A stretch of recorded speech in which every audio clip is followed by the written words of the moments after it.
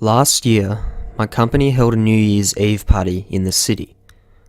When the party was over, I left to catch the last train home, and I sat down in my seat and gazed out the window at the city lights flashing by.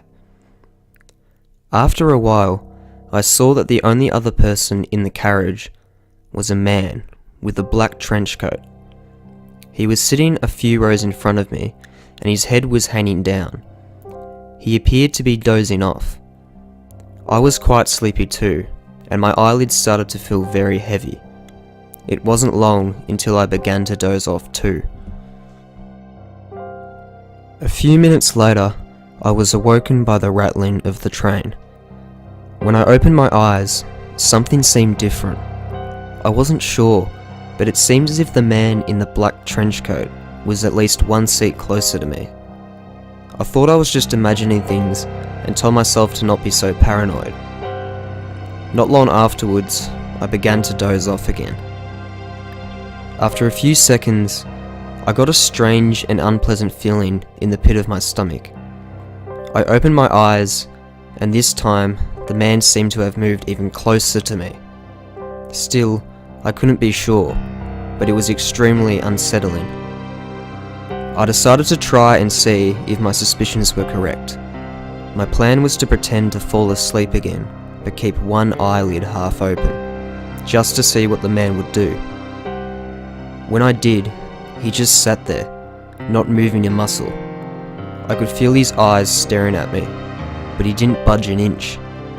Just as I was about to breathe a sigh of relief, I heard him muttering something under his breath. Listening closely, I could make out what he was saying, over and over. Don't be fooled, she's just pretending. Don't be fooled, she's just pretending. It made my blood run cold. My heart started pounding in my chest. Despite being scared out of my wits, I kept my head down, pretending to doze off and desperately hoping that the train would reach the next station soon. When it finally stopped and the doors opened, I waited, just for the right moment. As the doors were about to close, I scrambled out of my seat and jumped out onto the platform. I heard the doors shut behind me, and I turned around. As the train pulled out of the station, I saw the man in the black trench coat standing up, his face pressed against the window. There was a look of fury on his face, and in his hand was a glistening knife. Ever since then, I have never taken the last train alone.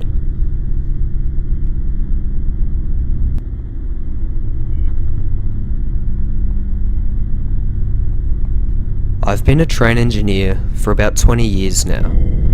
Over the course of my career, I've seen my fair share of weird shit out on the rails.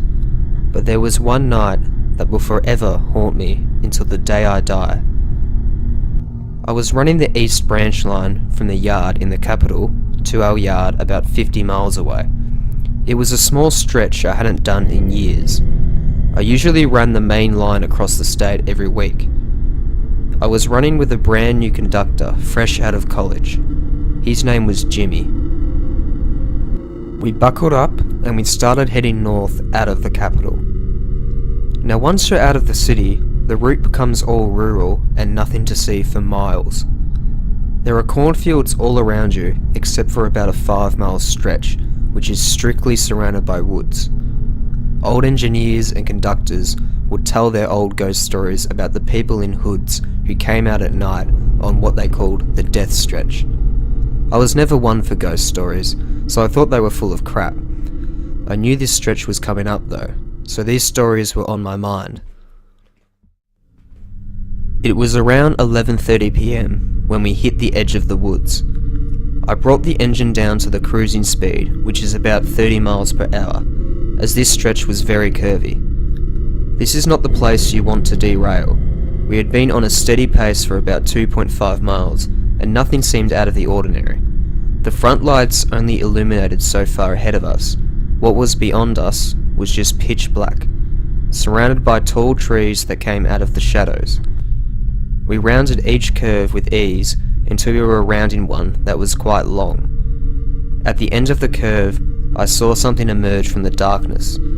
It was running towards the engine. It was small, but to my dismay, it was a fucking person. I laid on the horn without letting up. She just stood there, without moving. She didn't even flinch. The last thing I remember before he hit her was Jimmy crying out, "Oh fuck." I hit the emergency brakes as I heard a small thud at the front of the train. It took us about a quarter mile to stop.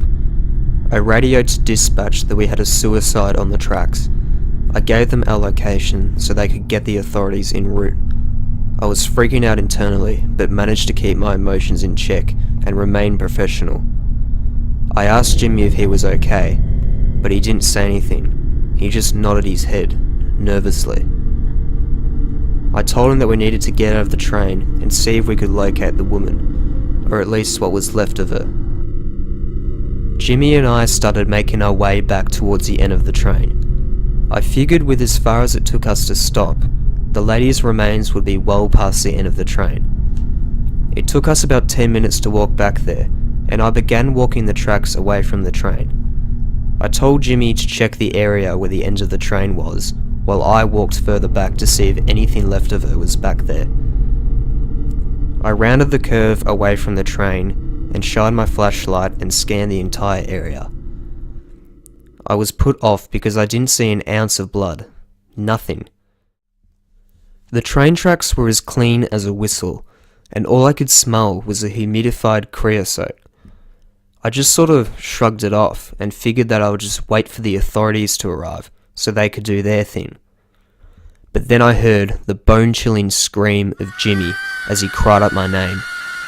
I started running back towards him, but when I got to where he was supposed to be, there was no sign of him. I yelled out his name multiple times, but there was no response. I searched the area, and once again there was no sign of him. Or the girl, for that matter.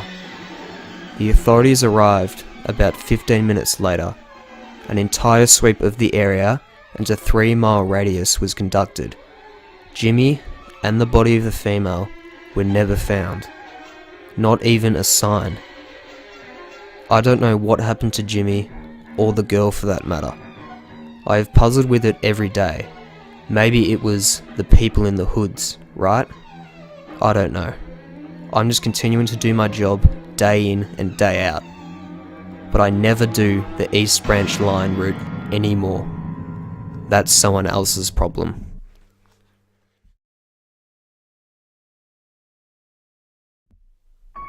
It had been a long, tiring day at work. It was quiet as I waited alone for the train. It was a bit after midnight, and so dark that I could only see the square foot around me that the small light illuminated. Fortunately, I wasn't stuck waiting long for the train. Eagerly, I ran in the second the doors opened. There were only 2 other men in the compartment, not unusual for this time of the night. The place reeked of smoke from the older man huffing on a cigarette. He took another long drag of it and watched me as I came in and took my seat. I sat up and looked at the other man, sitting across from the smoker.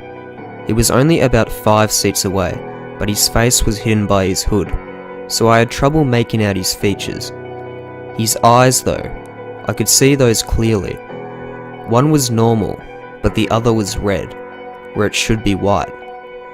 He stared shamelessly back at me with a tight, almost pained expression.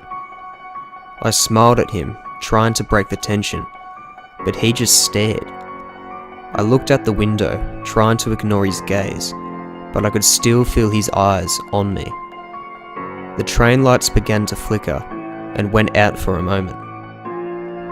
"Sorry everyone," said a voice over the static of the PA.